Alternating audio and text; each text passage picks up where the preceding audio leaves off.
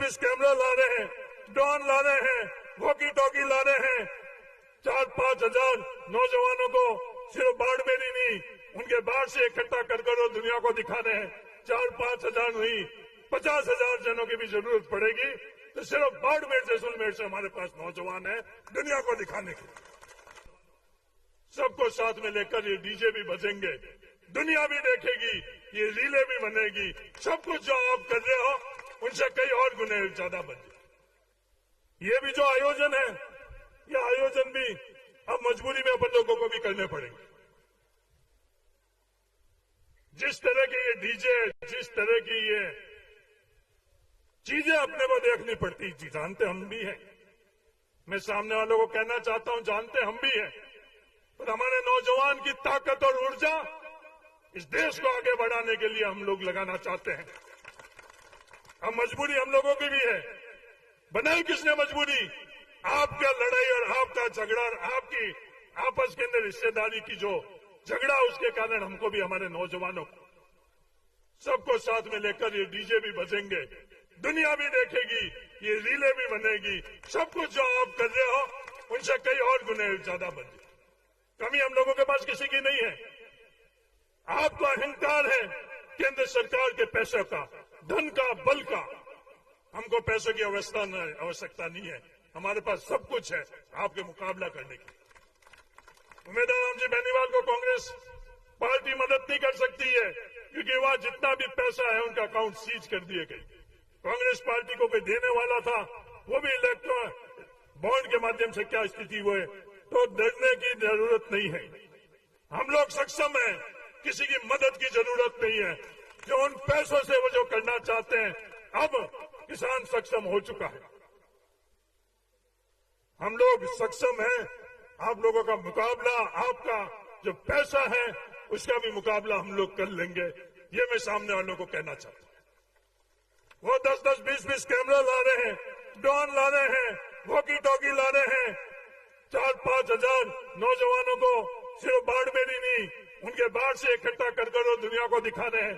4-5 हजार नहीं, 50 हजार जनों की भी जरूरत पड़ेगी, तो सिर्फ बाड़मेर जैसलमेर से हमारे पास नौजवान है दुनिया को दिखाने के। ये सब चीज हम नहीं चाहते थे कि चुनाव इनके, इन मुद्दों पर, इन दिशा के अंदर चुनाव जाए। ये आज आप लोगों ने हमें मजबूर कर दिया। वरना चुनाव किसमें होना चाहिए? अपनी विचारधारा पर होने चाहिए, मुद्दे पर होने चाहिए। क्या किया आपने और क्या भविष्य के अंदर आप करना चाह रहे हो, ये बात लोगों तक पहुंचाने के लिए ये चुनाव होते हैं। और इसका माध्यम अपनी बात होती है, अपने काम होते हैं, अपने विचार होते हैं।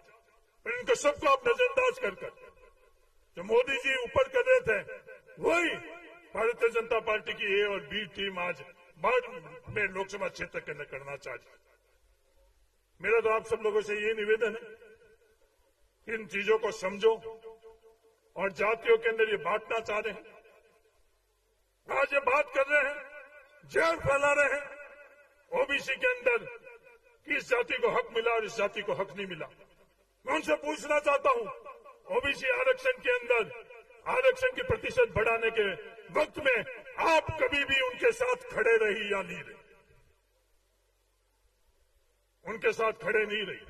विवाद पैदा करने के लिए ये बातें करी जा रही है कि सब मूल ओबीसी और दूसरी ओबीसी। कभी उनके साथ आप खड़े रही? कभी भी खड़े नहीं रही। ओबीसी का हक और अधिकार दिलाने के लिए आप खड़े नहीं रही।